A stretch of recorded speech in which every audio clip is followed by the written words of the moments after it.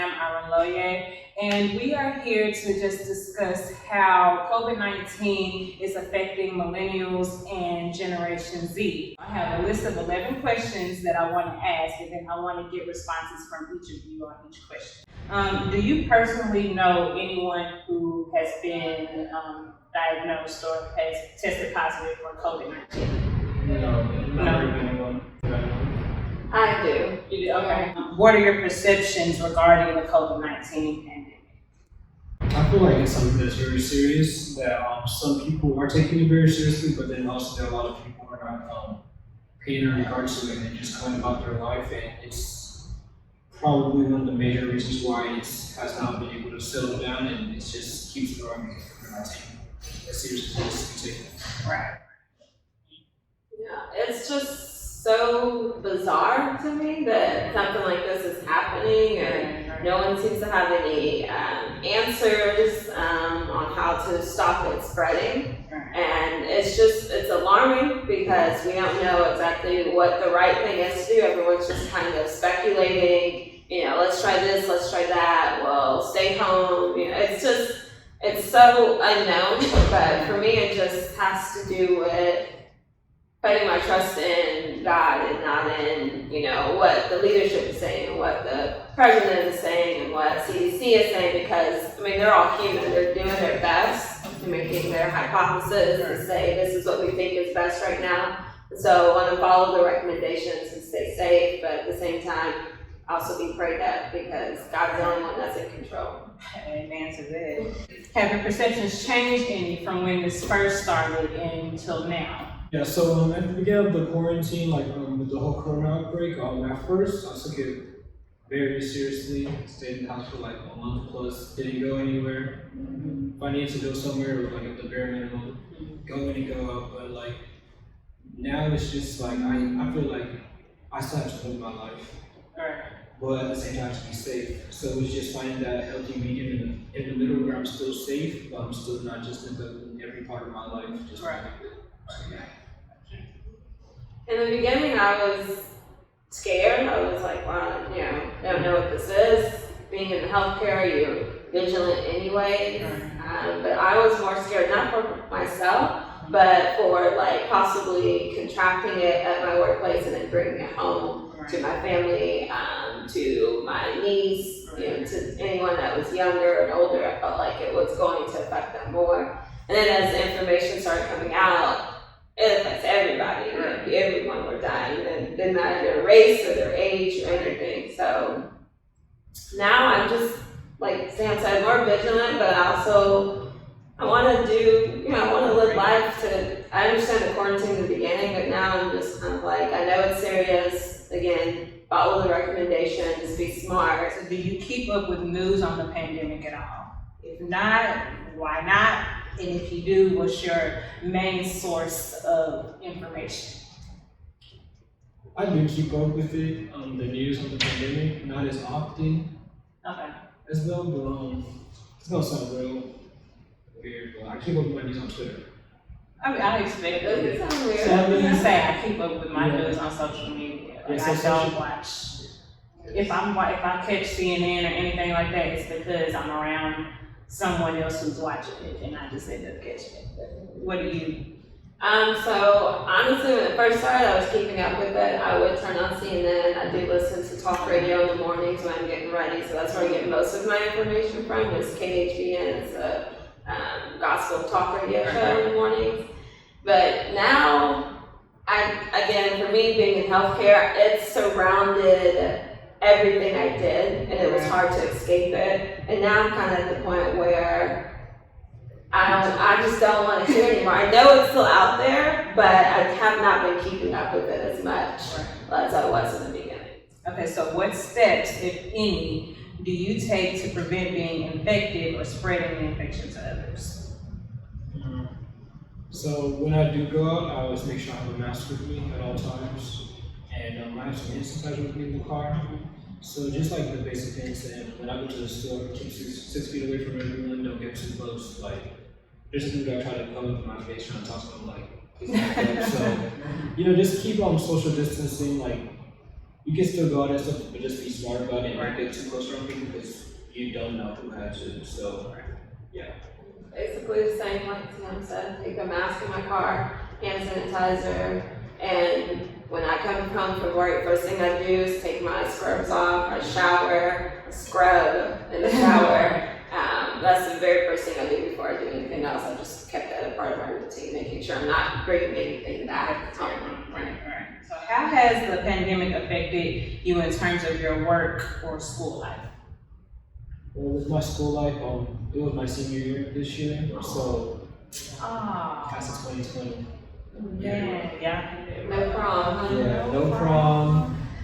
Graduation, we still had a graduation, so that was nice. It was like an upgrade, but still got to keep 6 feet, so it wasn't like we could be around different that much because we all had to keep our distance from each other. And take those pictures and stuff. Senior sunset, senior skip day, all those things canceled. So. Right, I had a permanent skip year. How about you? How has it affected my work? Yeah. Like I said before, it just surrounds me everywhere I go. One thing that I have noticed is whenever this all first started, I'll stop for gas or something in my scrubs, either on my way from going to work or my way coming back from work. I feel like I get a little more looks, like if I stop to run in to get gas or if I stop at the grocery store or anything, I feel like people like kind of avoid me because they're like, oh, I don't even think I have it or what it is, but the fact that I'm wearing a mask, I'm in scrubs, and I think that persona people are just avoiding me. So it's difficult when it comes to work because it doesn't just stop at work. Like I've been trying to, ever since I started working in the healthcare profession, you just have to set boundaries because you deal with people's lives and you just deal with a lot of sensitive information and at sensitive times for people because they're sick and families. And so you just set up those walls and those boundaries. Like I leave it at work. And during this pandemic, it's been really hard to leave it at work. All right. So how has the pandemic affected you in terms of your spiritual life? Well, yeah, so before you could like say that I'm occupied all day and I have time to read or pray, but like since quarantine started, I know for sure I've got inside my word a lot more than I used to before. So yeah, but this whole quarantine, one good thing that did come out of it is that now I have like, not that I didn't have time before, but now I have a lot more time and there's no excuse for me to say that I don't have time to get into my word, so. Definitely made me stronger. I feel like we gain our strength and our faith grows from things that we go through. And so the fact that we're all, like the whole world is going through this together made it easier for you to seek, encouragement from your sisters and your brothers because we're all going through the same thing at the same time. Yeah. And so that helped. And social media has helped, having Instagram Live and Reverend Brown and seeing the youth via that and them share and encourage one another. So I feel like spiritually, I've grown a lot during this quarantine time because I had to. Otherwise, mentally, I would not have made it. No, I feel like God kind of press pause on the world for a second. Okay, so how has the pandemic affected you psychologically? I think some of you kind of touched on that, but just more specifically, how has it affected you mentally? Psychologically, the effects of COVID-19 have not been major. At first, I was very worrisome and nervous whenever I go out. Just like this person, as soon as I hear a cough somewhere, I'm like, oh shoot, I gotta run. I can't mess with this. Or someone sneezes, and I'm like, okay, gotta leave right now. So, but now it's like, just gotta keep my faith in God. Like, He's the only one that can protect me. Like, there's no way that He said that I'm gonna do everything to make sure I don't get it, but like at the end of the day, there's still the possibility of you getting it, so you just have to be, strong in your faith, and that's it. Right. Same, I think we kind of all, we've kind of discussed this amongst like the youth group too, but the general consensus is that we were all kind of, the anxiety, the worry, I think those are just human nature to have those, unknown. No one knew what this was or what it was going to cost or how long it was going to be. They're still going through it, and it's June. Right.